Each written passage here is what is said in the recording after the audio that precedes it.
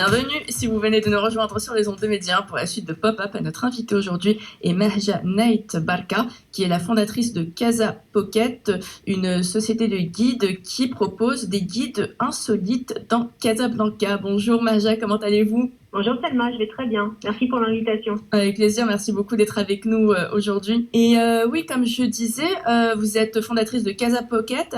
Alors comment ça vous est venu justement l'idée de cette société ? Alors Casa Pocket est née en 2017 et depuis cette date, on propose plusieurs fois par mois des visites en groupe ou privé pour découvrir ou redécouvrir Casablanca.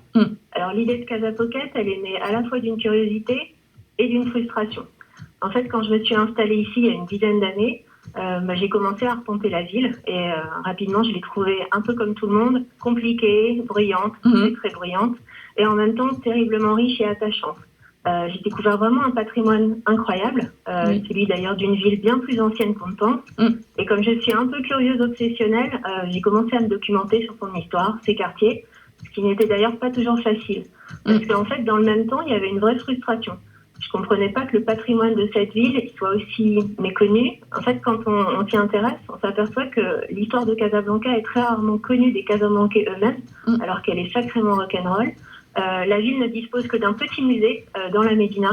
Dans les guides papier, je vous invite à aller regarder. Casablanca occupe une demi-page et dans la plupart des circuits touristiques, ils prennent souvent même pas la peine de s'y arrêter. C'est pour ça que j'ai imaginé Casa Pocket comme une occasion de se reconnecter avec la ville, de la redécouvrir d'un autre œil, joyeux et surtout pas ennuyeux. D'accord.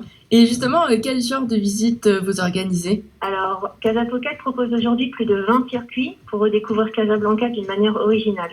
On propose des balades à pied, à vélo, en bus. On couvre à la fois les quartiers incontournables, comme la Médina, le centre-ville, les Habous. On propose aussi des circuits dans des quartiers à l'histoire moins connue, comme le Marif, Hay Mohammadi, Hay Hassani, la Corniche ou la colline d'Anfa. Il y en a vraiment pour tous les goûts et toute la ville est notre terrain de jeu. Et en plus de ces circuits par quartier, qui durent en général 2 heures, on propose aussi des balades thématiques à Casablanca, par exemple sur le thème du sport, du street art, de la résistance et du mouvement national ou encore du cinéma. Oui, et justement le cinéma, c'est vrai que vous venez d'en parler. Récemment, vous avez fait une visite sur le thème du cinéma, sur ces endroits où il y a eu notamment des tournages de films. Comment ça vous est venu cette idée ? En fait, cette visite Casa Pocket sur le cinéma à Casablanca, c'est l'un de nos circuits les plus populaires. Un vrai best-seller, on l'a fait depuis plusieurs années. Elle nous donne l'occasion d'aller redécouvrir tout d'abord les salles de cinéma les plus mythiques de la ville. Si je vous dis le Rialto, l'ABC, le cinéma en ville, le Lynx, le Mauritania, le Shahrazad, le Beaulieu à Ainsba. Mais en tout cas, toutes ces salles, elles témoignent d'un âge d'or du cinéma à Casablanca, qui a compté jusqu'à une quarantaine de salles dans les années 50.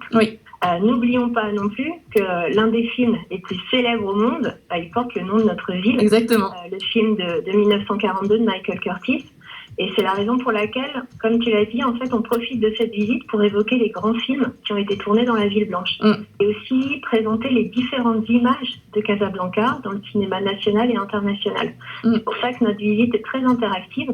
On projette des extraits qui sont tirés de films de Nabil Ayouch, de Hicham Lasri, de Fawzi Ben Saidi, mais aussi de Robert Zemeckis ou de Archie Maillot.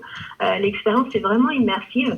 Et elle donne souvent envie aux participants de rentrer chez eux et de revoir Elizawa, entre autres, car plus de 120 films ont pour lieu d'intrigue Casablanca. Et d'ailleurs, si je peux me permettre, je vous parlais du film Casablanca de 1942, film avec Humphrey Bogart et Ingrid Bergman.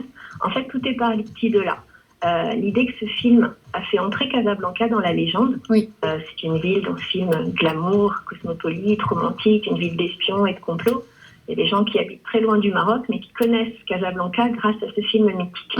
Et au final, cette légende, elle repose sur un vrai malentendu, puisque vous le savez probablement, ce film n'a jamais été tourné à Casablanca. Exactement.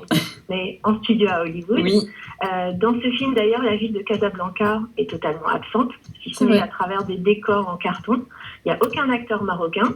Les Marocains ne sont que des silhouettes anonymes qui passent au deuxième plan en djellaba.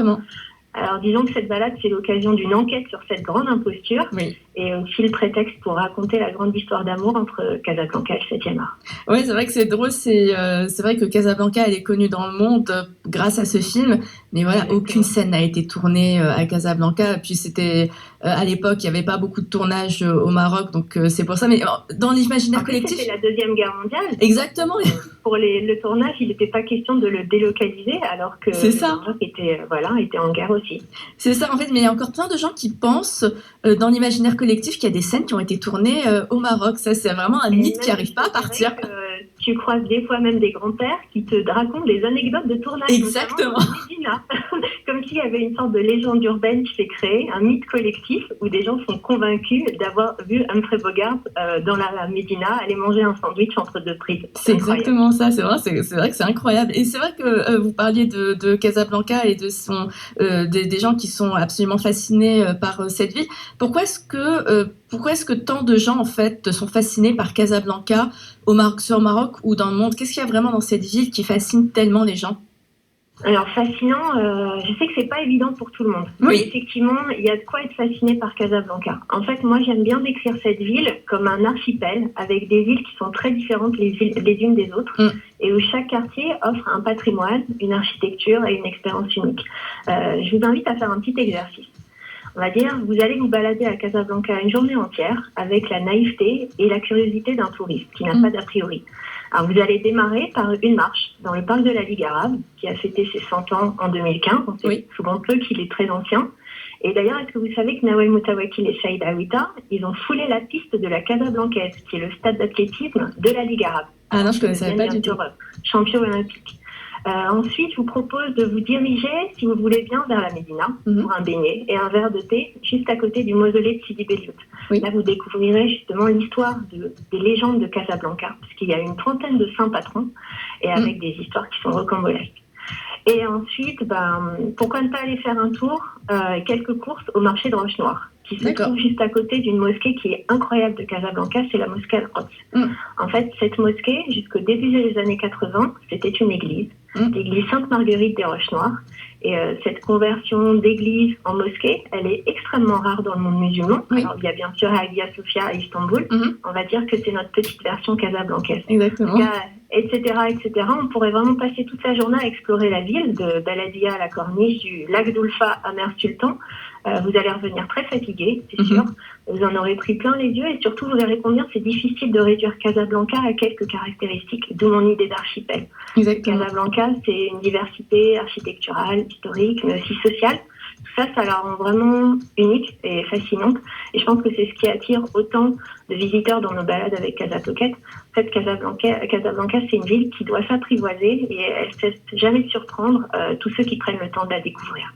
Eh bien, merci beaucoup, Mahja Knight Barkat, pour cette visite radiophonique. C'est vrai que c'est très joli, comme cette visite radiophonique de Casablanca. Voilà, une ville à découvrir et à apprivoiser, comme vous l'avez très bien dit. Je rappelle que vous êtes fondatrice de Casa Pocket. Merci beaucoup d'avoir été avec nous aujourd'hui. Merci Selma, bonne journée.